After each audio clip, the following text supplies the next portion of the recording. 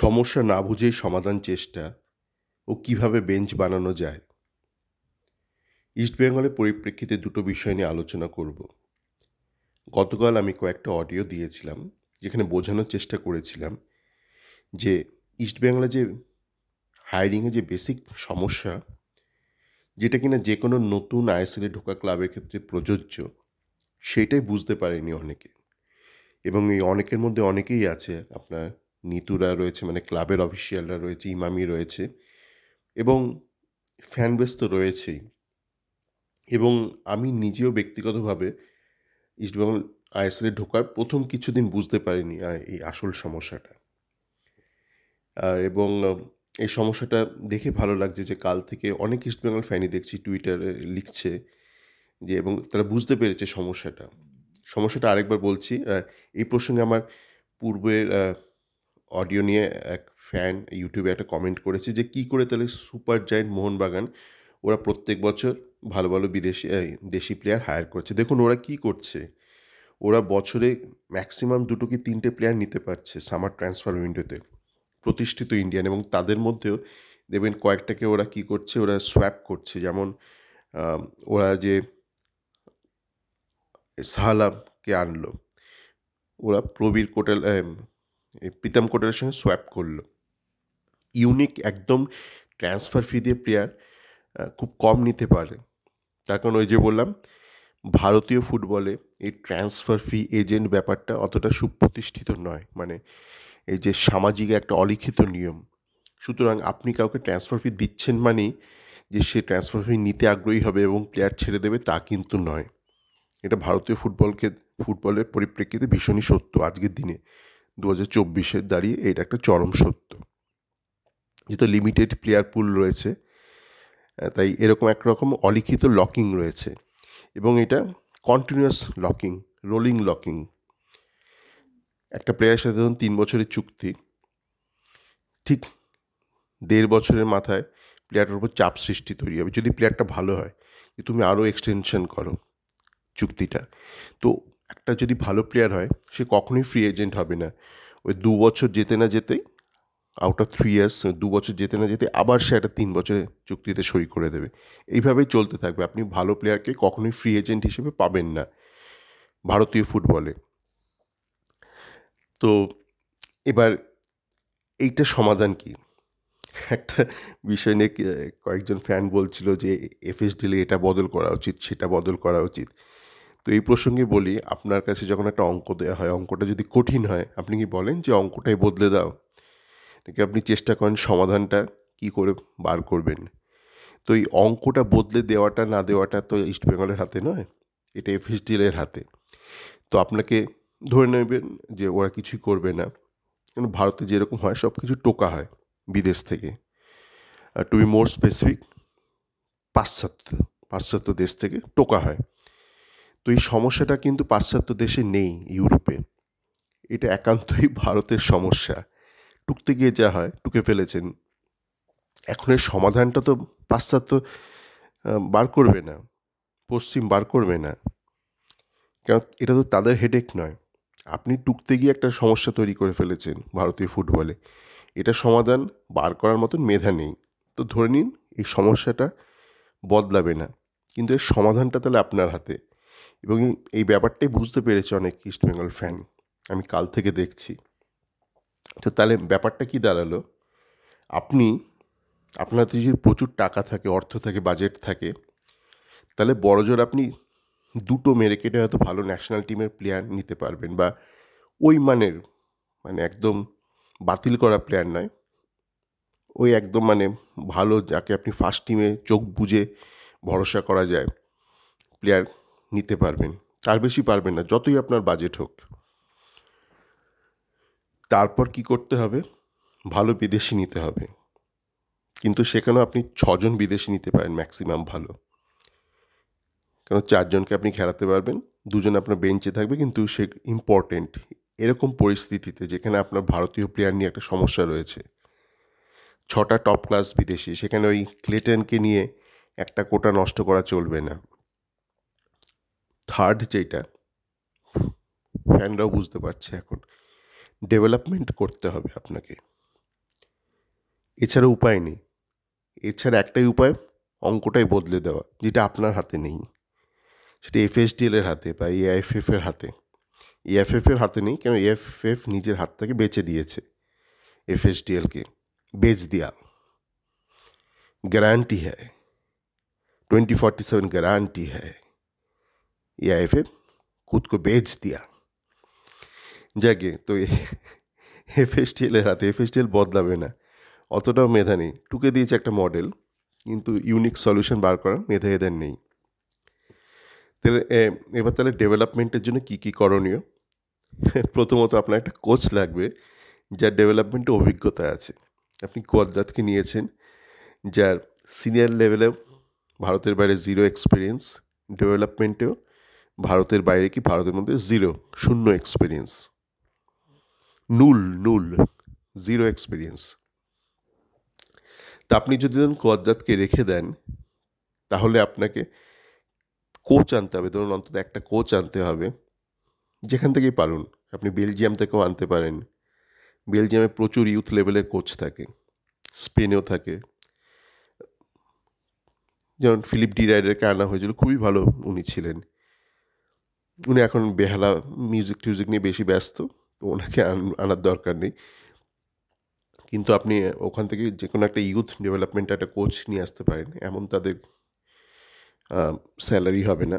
এনে তাকে দায়িত্ব দিয়ে দেবেন যে আপনার ডেভেলপমেন্ট স্কোয়াড, আন্ডার-17 স্কোয়াড বা আপনার সিনিয়র স্কোয়াডে যেসব জুনিয়র ছেলে আছে তাদের গ্রুম করা। আপনি ধরুন শ্যামল বেসরাকে নিয়েছেন, খুবই প্রতিভাবান, হাইলি এডুকেটেড ছেলে, কিন্তু ওকে তো এবার গ্রুম করতে হবে। ধরুন একটা ছেলে দারুণ প্রতিভাবান, ক্লাস 11-এ পড়ছে, তাকে তো সে যতদিন না একটা প্রফেশনাল ফিল্ডে যাচ্ছে, একটু তো কন্টিনিউয়াস এডুকেশন করতে হবে, অ্যাকাডেমিক এডুকেশন। তারপরেও জীবনে সারাক্ষণ এডুকেশনের ব্যাপার তো আছেই। সেটা না সে তার নিজের দায়িত্বে, কিন্তু একটা সিস্টেমকে দায়িত্ব নিতে হবে যতক্ষণ না সে প্রফেশনাল হচ্ছে বা প্রতিষ্ঠিত হচ্ছে প্রফেশনাল ফিল্ডে, তাকে একটা এডুকেশন সিস্টেমের মধ্যে রাখা। তো সেই ব্যবস্থাটা করতে হবে। কোয়াদ্রাতে দ্বারা তো হবে না, কারণ সে তো করেনি, তার বয়সও হয়ে গেছে অনেকটা, 55 বছর বয়সে এখন সে ডেভেলপমেন্ট শিখবে, সম্ভাবনা কম। তার মধ্যে সেই ইচ্ছেও নেই, কারণ ইচ্ছে থাকলে সে ওই সুযোগ পেলে বাড়িতে চলে যায় না। দেখুন 6 মাস কলকাতায়, 6 মাস স্পেনে কাটিয়ে দেয়। তো এই গেল তাহলে আপনার ডেভেলপমেন্টের ব্যাপার। এবারে আসা যাক বেঞ্চ কী করে বানাতে হয়। আমি একটা দুটো উদাহরণ দেব এবং চেষ্টা করব কনসেপ্টটা বোঝানোর। আপনি যদি কনসেপ্ট বোঝেন, আপনি বাকি ব্যাপারটা নিজেই বুঝে যাবেন, কী কী করণীয় নিজেই বুঝে যাবেন। বেসিক আইডিয়াটা আপনাকে বুঝতে হবে। স্ট্রাইকার আসা যাক। প্রথমত আপনাকে স্ট্রাইকার নিয়ে আলোচনাটা করব, বোঝানোর চেষ্টা করব। ধরুন আপনি ডেভেলপ করছেন, আপনি কিসের জন্য ডেভেলপ করছেন সেটা আগে আপনাকে পরিষ্কার হতে হবে নিজের কাছে। আপনি আইএসএলের জন্য ডেভেলপ করছেন, তাই তো? তো আপনার যে ডেভেলপমেন্ট সিস্টেমটা হবে, ধরুন আপনার আন্ডার-17 team, RFDL team, Kolkata football লিগের টিম বা রিজার্ভ টিম এবং আইএসএল টিম, এই যত বিশাল কর্মযজ্ঞ চলছে, পুরোটাই কিন্তু আপনাকে আইএসএলকে মাথায় রেখে কাজ করতে হবে, যেটা কিন্তু এই মুহূর্তে হচ্ছে না বা হয়নি। ইমামি, নিতুরা কেউই করেনি। তাই জন্য দেখা গেছে যে ধরুন কুঞ্জাম, যে কোনোভাবে আইএসএলের যোগ্য নয়, টেকনিক্যাল কারণে, একাধিক টেকনিক্যাল কারণে, তাকে দেখা গেছে অসংখ্য ম্যাচে খেলেই যাচ্ছে। কলকাতা ফুটবল লিগ খেলছে, আরএফডিএল খেলছে, তো এটা টোটাল ওয়েস্ট করছেন আপনি অপরচুনিটি। ডেভিড, আপনারা অনেকেই ডেভিডকে নিয়ে একসময় উচ্ছ্বসিত ছিলেন, এখন কেউ কেউ ম্রিয়মান, কেউ কেউ কিছুটা উচ্ছ্বসিত। তো ডেভিডের খেলা আমি দেখেছিলাম। তো আইএসএলের নাম্বার 9 হিসেবে দাঁড়াতে গেলে যে গুণগুলো থাকা দরকার, তার মধ্যে কিছু কিছু আছে, আবার অনেক কিছুই নেই ওর মধ্যে। তো আপনাকে এবং তার দরুন দেখবেন যে আই লিগে ওকে নাম্বার 9 হিসেবে খেলাইনি, মানে চেঞ্জ হিসেবে নাম্বার 9 হিসেবে নামায়নি। ম্যাক্সিমাম ওকে উইং হাফ নামিয়েছে এবং কখনো কখনো সেকেন্ড স্ট্রাইকার, নাম্বার 9 হিসেবে কখনোই নামায়নি ওকে। তো আপনাকে প্রথমেই ঠিক করে নিতে হবে, আপনার যারা কোচিং টিম হবে ইস্টবেঙ্গলের, যে একে কি আমি নাম্বার 9 হিসেবে কোনো দিন নামাবো আইএসএলে, মানে কোনো দিন, মানে আজ থেকে 4 বছর বাদেও কি নামাবো? এর মধ্যে কি ওই গুণগুলো আছে, বা এর মধ্যে ওই গুণগুলো কি ডেভেলপ করা যাবে? প্রথমে ঠিক করে নিতে হবে। যদি মনে করেন যে না, একে দিয়ে নাম্বার 9 হিসেবে সম্ভব নয় আইএসএলে, তাহলে কিন্তু আপনার ডেভিডকে নিয়ে যে গেম টাইমের প্ল্যান, যে কোনো লেভেলেই হোক, আপনি ওকে রিজার্ভ টিমেও তো নামাবেন, কলকাতা ফুটবল লিগে নামাবেন, সর্বক্ষেত্রে আপনাকে ঠিক করতে হবে আপনি ডেভিডকে কোন পজিশনে খেলাবেন। ধরুন আপনি যেটা বললাম, প্রথমেই ঠিক করলেন যে ডেভিডকে নাম্বার 9 হিসেবে কোনো দিন নামানো যাবে না আইএসএলে, এই মরশুমেও নয়, আজ থেকে 4-5 বছর বাদেও নয়, because of some technical reasons. সেক্ষেত্রে আপনি ডেভিডকে কলকাতা ফুটবল লিগে নাম্বার 9 হিসেবে খেলাবেন না। আপনি ভাবছেন ডেভিড কলকাতা ফুটবল লিগে নামবে, প্রত্যেক ম্যাচে 3টে করে গোল করবে, খুব ভালো, খুব আনন্দ, কিন্তু ফাইনালি আপনি কি পাচ্ছেন? আপনি তো আইএসএলের জন্য একটা নাম্বার 9 পাচ্ছেন না। একই কাজ তো এরা বিষ্ণুকে দিয়ে করছে। বিষ্ণুকে খেলা হলো প্রথমে কলকাতা ফুটবল লিগের সেকেন্ড স্ট্রাইকার হিসেবে, তারপর কুয়াদ্রাতার বিনো দুম করে ওকে প্রমোট করে দিল আইএসএলে উইং হাফ হিসেবে। তো উইং হাফ হিসেবে দেখা গেল খেলছে, কিছু কিছু সমস্যা আছে যেটা অনেকেরই চোখে ধরা পড়ছে, অনেকের চোখে ধরা পড়ছে না। এবং দেখা গেল একদম ওকে সিজনের শুরু থেকে কিন্তু খেলানো হয়েছে বিষ্ণুকে, প্রচুর ম্যাচ খেলেছে, এবং দেখা গেলো আইএসএল যত শেষের দিকে যাচ্ছে তত ওকে মাঠে রাখতে বিব্রত বোধ করছে কুয়াদ্রাত। শেষের দিকে ওকে নামাচ্ছে, শুরুতে 45 মিনিট বা তুলে নিতে বাধ্য হচ্ছে। তারপর এখন দেখছি অনেকে আলোচনা করছে বিষ্ণুকে উইং হাফে খেলিয়ে নষ্ট করা হচ্ছে ওকে, কেউ বলছে স্ট্রাইকারে খেলাও, কেউ বলছে সেকেন্ড স্ট্রাইকার খেলাও, কেউ বলছে অ্যাটাকিং মিডিও খেলাও ক্যাম হিসেবে, বিভিন্ন লোকের বিভিন্ন মত। তো বিষ্ণু নিয়ে আগে আমি অনেক বলেছি, ওর এমন কিছু টেকনিক্যাল ত্রুটি আছে যার দরুন ওর পক্ষে আইএসএলে যে কোনো পজিশনে সাফল্য পাওয়া একটু কঠিন আছে। মানে আপনি নামিয়ে দিতেই পারেন কাউকে ধরে বেঁধে, কিন্তু তারপর সে সেই পজিশনে প্রতিষ্ঠিত হবে কিনা সেটা অন্য ব্যাপার। তো লেটস অ্যাজিউম, মানে ধরে নিই যে আপনি বলছেন যে বিষ্ণুকে আমি উইং হাফ হিসেবে একটা চেষ্টা করব, একটা চান্স আছে, তাহলে আপনি আরএফডিএলের ম্যাচে ওকে উইং হাফে নামাবেন না। আর যদি নামাতেই হয় একদম শেষ দিকে নামাবেন, বা কলকাতা ফুটবল লিগে আপনি যদি ওকে স্ট্রাইকার হিসেবে ম্যাচটা বার করার জন্য নামাতে চান, একদম শেষ দিকে নামাবেন। এবার ধরুন নাম্বার 9 নিয়ে আলোচনাটা রাখি সীমাবদ্ধ, বোঝাতে সুবিধা হবে। ধরুন আপনার যে জুনিয়র ছেলেগুলো আছে, আমাদের দেবজিৎ রয় রয়েছে, খুবই এডুকেটেড ছেলেটা। আপনার যদি মনে হয় যে দেবজিৎ রয়কে সম্ভবত আমি আইএসএলের নাম্বার 9 হিসেবে তৈরি করতে পারবো, মানে 2 বছর লাগুক 3 বছর লাগুক পারবো, তাহলে আপনাকে কিন্তু এই মুহূর্ত থেকে সেই অনুযায়ী কাজ করতে হবে। দেবজিৎ রয়কে ম্যাক্সিমাম ম্যাচে খেলাতে হবে নাম্বার 9 হিসেবে, সে গোল করুক আর না করুক। দেখছেন কলকাতা ফুটবল লিগে নামাচ্ছেন, ও গোল করতে পারছে না, কিন্তু আপনার দেখা উচিত যে ও অ্যাজ আ প্লেয়ার ডেভেলপ করছে কিনা অ্যাজ আ নাম্বার 9।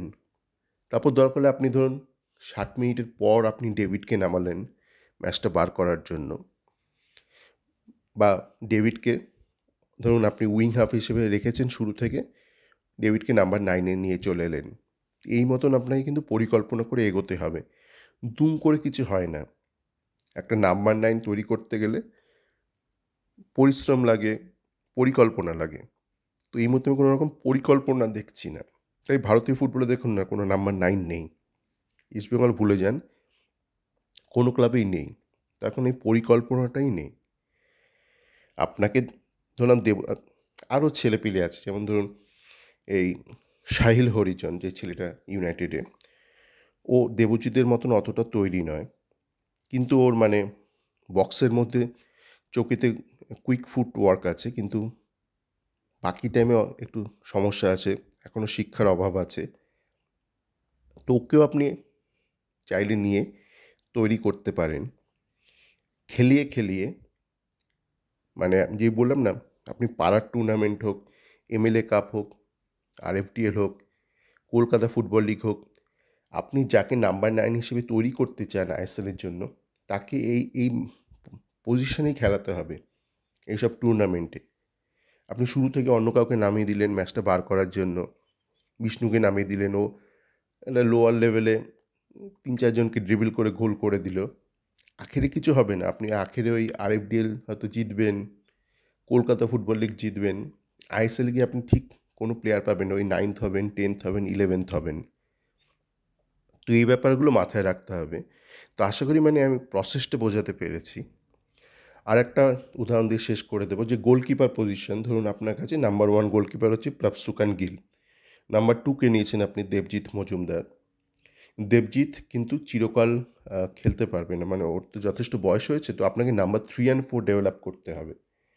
এবার নাম্বার 3 and 4 হিসেবে আপনাকে এমন প্লেয়ারকে রাখতে হবে যে অন্তত ভবিষ্যতে আইএসএলে দাঁড়ানোর ক্ষমতা রাখে, টেকনিক্যাল স্কিল ওয়াইজ বা ফিজিক্যাল যে স্ট্রাকচার ওয়াইজ। আপনি আদিত্য পাত্র আর রণেশ সরকার নামক দুটো প্লেয়ারকে প্রমোশন দিয়েছিলেন, যারা এতটাই খর্বকায় যে আজকের দিনে দাঁড়িয়ে তাদের পক্ষে আইএসএলে গোলকিপার হিসেবে প্রতিষ্ঠিত হওয়া চাপের। তো এই ভুলগুলো করলে চলবে না, আপনাকে 3rd and 4th গোলকিপার এই হিসেবেই রাখতে হবে যে এদের মধ্যে যাতে একটা পোটেনশিয়াল থাকে, যে ভবিষ্যতে এরা যেন নাম্বার 1 গোলই হতে পারে। Just as a filler use করবেন না, জাস্ট অনুরোধের আসরের মতন আপনার পরিচিত কাউকে ঢুকিয়ে দিলেন, এই করলে মুশকিল। তো ধরুন আপনি এই গৌরব ছেলেটা যে খেলছে আরএফডিএলে, তাকে ধরুন রাখলেন আইএসএল স্কোয়াডে। আপনি ধরুন জুলফিকার গাজীকেও রাখলেন, এর দুজনেরই চেহারা ভালো। বা আপনি অন্য কাউকেও রাখতে পারেন, বাংলায় আরও হয়তো ভালো গোলকিপার থাকতেই পারে জুনিয়র লেভেলে, তাদের রাখলেন ধরুন। এবার আপনার ধরুন প্রভসুকান গিল, ও ধরুন ম্যাক্সিমাম আইএসএল ম্যাচ খেলবে বা ডুরান্ড এগুলো খেলবে, সেক্ষেত্রে আপনার যে 2nd গোলি, 3rd গোলি, 4th গোলি, এদের মধ্যেই কিন্তু আপনাকে কোনো একটা গোলকিপারকে ব্যবহার করতে হয় বাকি সব টুর্নামেন্টের জন্য। কলকাতা ফুটবল লিগ, আপনার আরএফডিএল হোক, বা আপনার পাড়ার টুর্নামেন্ট, এমএলএ কাপ, এদেরকেই খেলাতে হবে, অন্য কোনো গোলই নয়। কারণ আপনাকে কিন্তু 3rd and 4thকে তৈরি করতে হবে। জাস্ট 3rd and 4thকে রেখে দিলেন, তারপর 5th 6thকে নিয়ে পড়লেন, তাহলে হবে না। আপনাকে 3rd and 4thের আগে একটা গতি করতে হবে, তারা যেন জীবনে এগোয়। এবং এটা তো পরিকল্পনা গেল, এক্সিকিউশনের ব্যাপারে বলি। আপনার যে ডেভেলপমেন্ট কোচ, ধরুন গোলকিপার ডেভেলপমেন্ট কোচের কুয়াদ্রাতের মতন অবস্থা নয়, উনি ভারতের বাইরে কাজ করেছেন আগে গোলকিপার কোচ হিসেবে, কিন্তু উনিও এই কুয়াদ্রাতের মতন, মানে 6 মাস ইন্ডিয়ায় থাকে, 6 মাস স্পেনে থাকে। দেখুন আমি প্রচুর দেশে কাজ করেছি, এবং আমার ধারণা আমার মতন অনেক ইস্টবেঙ্গল ফ্যান আছে যারা বিভিন্ন দেশে ছড়িয়ে ছিটিয়ে আছে, কেউ ইউরোপে আছে, কেউ ইউএসএতে আছে। তো বলুন তো কোন দেশে আপনি মানে 6 মাস বিদেশে মাইনে পান আর 6 মাস আপনাকে ছুটি দেওয়া হয়, আপনি দেশে চলে যান, কলকাতায় চলে যান? কোথাও না। ওই 4 সপ্তাহ থেকে 6 সপ্তাহ এরকম ছুটি থাকে ম্যাক্সিমাম। বিভিন্ন দেশ অনুযায়ী আলাদা আলাদা নিয়ম হয়, তার মধ্যে কিন্তু সবাইকে ম্যানেজ করতে হয়। তো আপনার যে গোলকিপার কোচ, সে 6 মাস যদি দেশেই থাকে, তাহলে 3rd 4th গোলকিপারকে সে তৈরি করবে কখন? যখন একটা আইএসএল চলে তখন তো একরকম ট্রেনিং চলে, কিন্তু আইএসএল যখন চলছে না তখন এই প্লেয়ারদের যে ইন্ডিভিজুয়াল গ্রোথের একটা সম্ভাবনা থাকে, এই সময়টা থাকে, সেই সময়টা তো ব্যবহারই হচ্ছে না। তো আপনাকে কিন্তু ওরকম কোচ রাখতে হবে। ওই 80 যাই মাইনে পাই, 6 মাস ইন্ডিয়ায় কাটাই, এই ধরনের কোচ নিয়ে চললে কিন্তু মুশকিল আছে। আপনি বলুন যে এই বর্তমানে গলি কোচ আছে, ভাই তুমি 11 মাস কি কলকাতায় থাকতে রাজি আছো? নয়তো স্পেনেই থাকো। এদের এই অ্যাটিটিউডের জন্য এরা স্পেনে চাকরি পায় না। ওরা তো স্পেনেও একই কাজ করে, কাজে হয়তো মন নেই। যে ব্যক্তির কাজে মন থাকবে, সে কখনো 6 মাস ছুটিতে থাকতে পারে? তো এই বিষয়গুলো বলার ছিল। যে সমস্যাটা আগে ভালো করে বুঝুন, একটু সময় নিয়ে বুঝুন, তারপর সমাধানের চেষ্টা করবেন। ওই কিছুই বুঝলাম না, আমি 2 বছরের মধ্যে আইএসএল জিতবো, আইএসএল চ্যাম্পিয়ন টিম করব, এইভাবে কথা বললে মুশকিল আছে। ওই পুরো দম মুখেই থাকবে, মস্তিষ্কেও থাকবে না, আপনার কর্মেও থাকবে না, আপনার ভবিষ্যতে কোনো দম থাকবে না। সকলে ভালো থাকবেন।